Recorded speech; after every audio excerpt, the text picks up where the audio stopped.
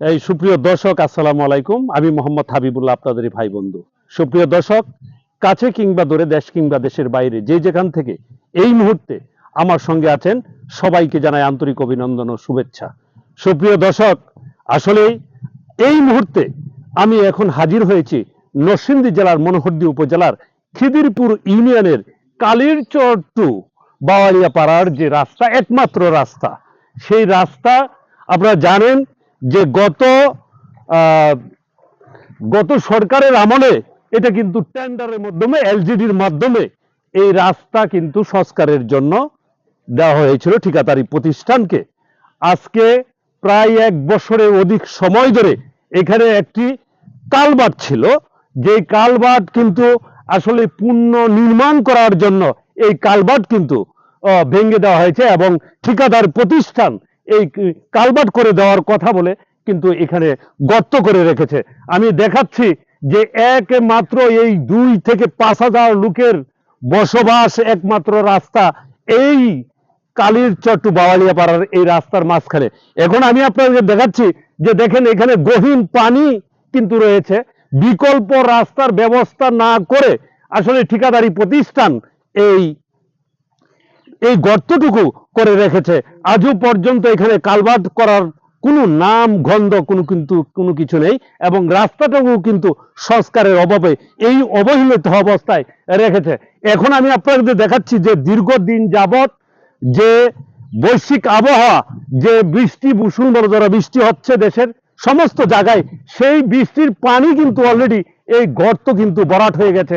এখন কিন্তু পুরো দমেই কিন্তু আপনার এই জায়গা দিয়ে মানুষ চলাচল করার মতো কোনোভাবেই সম্ভব নয়।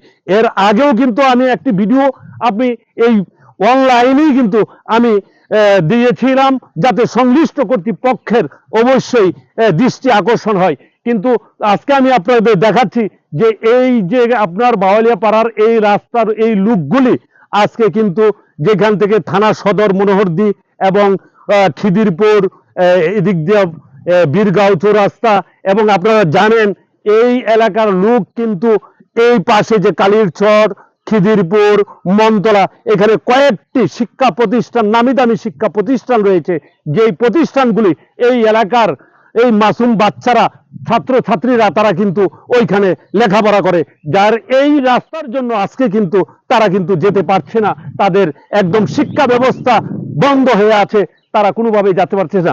আমি আপনাকে দেখাচ্ছি যে আমি এইখানে কিন্তু দাঁড়িয়ে আছি, সেই এখানে হাঁটুর উপরে চলে আসছে পানি। এইখানে আপনার প্রায় 50 ফুট পানি রয়েছে। এখানে মাসুম বাচ্চারা তারা প্রতিদিন কিন্তু স্কুল কলেজে যাচ্ছে এবং এই পানির কারণে কিন্তু এখন যাওয়াটাও তাদের হচ্ছে না।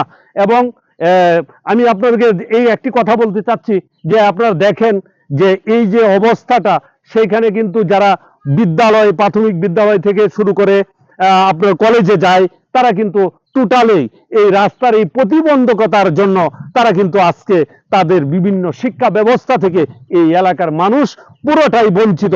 এবং তারা যে থানা সদর এবং বিভিন্ন হাট বাজারে যাবে, তার কিন্তু বিকল্প রাস্তা নেই, এই একমাত্র রাস্তা।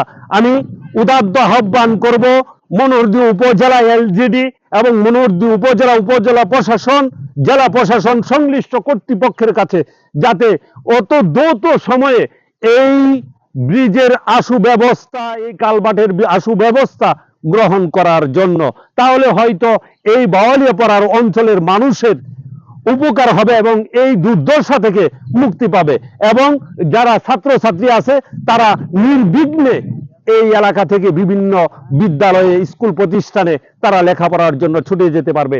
তাই আমি সবার জন্য, আমি সবার সংশ্লিষ্ট কর্তৃপক্ষের কাছে উদাত্ত আহ্বান জানাবো, যত দ্রুত সম্ভব এই কালভার্ট নির্মাণ করে এবং এই ব্রিজ নির্মাণ করে যাতে এই এলাকার মানুষকে এই দুর্ভোগ থেকে উত্তরণে সম্ভব করে দেয়। সবার সুস্বাস্থ্য এবং দীর্ঘায়ু কামনা করে আমি এখান থেকে বিদায় নিচ্ছি। আল্লাহ হাফেজ।